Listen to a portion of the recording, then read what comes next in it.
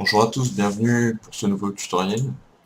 Donc on va essayer dans ce tutoriel de recréer une animation plutôt sympa que j'avais upload sur mon YouTube. Quelqu'un m'a demandé de faire un tutoriel. Donc un tutoriel à propos de cette animation. Donc c'est assez rapide, tout facile à faire une fois qu'on connaît la méthode. Et il y a une infinité de possibilités de géométrie à créer. Comme ça chacun peut avoir son propre rendu, même si c'est semblable. Tout d'abord, je vais vous inviter à me rejoindre sur mon portfolio Béance si vous en avez un également. Puis sur mon Instagram si vous en avez un également, car je publie souvent mes rendus. Bref, hop, on ouvre une nouvelle scène. On va partir avec on va partir avec un top. Donc vous pouvez choisir peu importe la primitive, mais prenez pas du planaire comme le disent le plan. Le polygone, je vous conseille plutôt du volumétrique. Voilà, capsule, pyramide, cube, voilà. Je vais le mettre dans un neutre parce que on va le tourner par la suite dans une répartition. Donc d'abord vous allez prendre la répartition. Vous allez effectuer une rotation à 90 degrés. Vous allez prendre votre tore. Et là, c'est à vous de savoir comment vous voulez l'orienter ou pas. Donc, c'est le nœud qui vous permet de le tourner de cette manière, sinon vous ne pouvez simplement pas. Donc, je vais juste réduire également un peu sa taille, qui se touche à peine. Et ensuite, vous allez ajouter l'élément qui va permettre de modifier le maillage, le déplacement, le déplaceur. Vous allez dans l'onglet de l'ombrage du déplaceur, vous allez ajouter un bruit dans la matière. Et voilà, déjà vous voyez que le maillage commence à se déformer. Je peux vous conseiller également d'ajouter tout en haut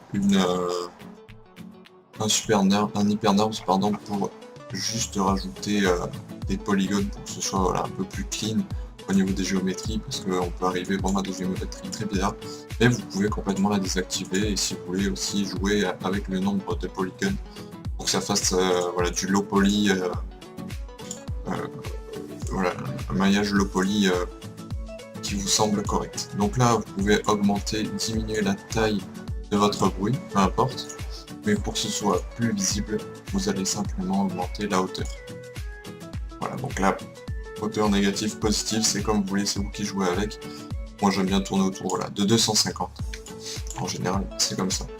Donc là je vais activer mon hypernerve et vous pouvez voir de suite la différence de maillage. Donc là c'est une préférence, c'est si vous voulez faire quelque chose de plutôt lisse ou pas du tout.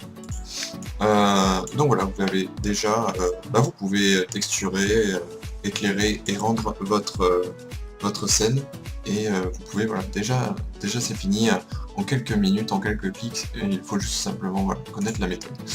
Mais voilà, vous avez beaucoup de paramètres qui vous permettent de créer une infinité de géométrie. Donc par exemple, vous pouvez modifier la source pour avoir des trucs très différents à chaque fois les uns des autres. Donc voilà, vous sélectionnez celui qui vous plaît, celui-ci me paraissait plutôt pas mal. Vous pouvez également modifier le bruit pour obtenir encore des choses plus différentes les unes des autres. Mais bien sûr, comme c'est de la 3D, vous avez la possibilité de tourner autour pour voir un peu quel côté vous préférez, car les côtés seront toujours différents. Donc voilà, c'est à vous de jouer avec ça, de trouver celui qui vous plaît, selon le bruit qui vous convient, etc. Donc le bruit, nous, par défaut, était plutôt bien. Moi j'aime bien cette géométrie. Ensuite, vous pouvez encore modifier la source. Vous pouvez encore modifier l'échelle si vous voulez que ce soit encore plus lisse, ou pas du tout. Donc moi je vais laisser vers 500. Et par la suite, vous pouvez donc animer.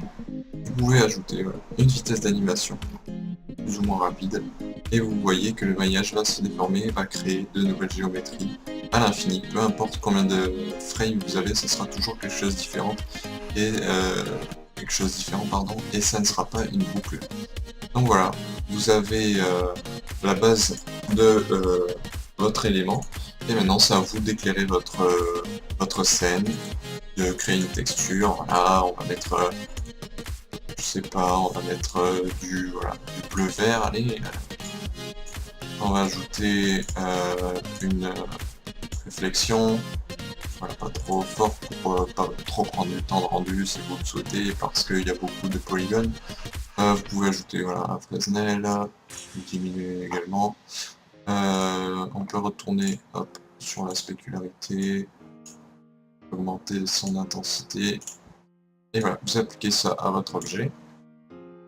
Ensuite, pour ce qui est de la caméra, vous créez une caméra dans l'objet. Je vous conseille de la mettre en parallèle, donc vous rentrez dedans, comme ça voilà, ça convertit un peu en 2D.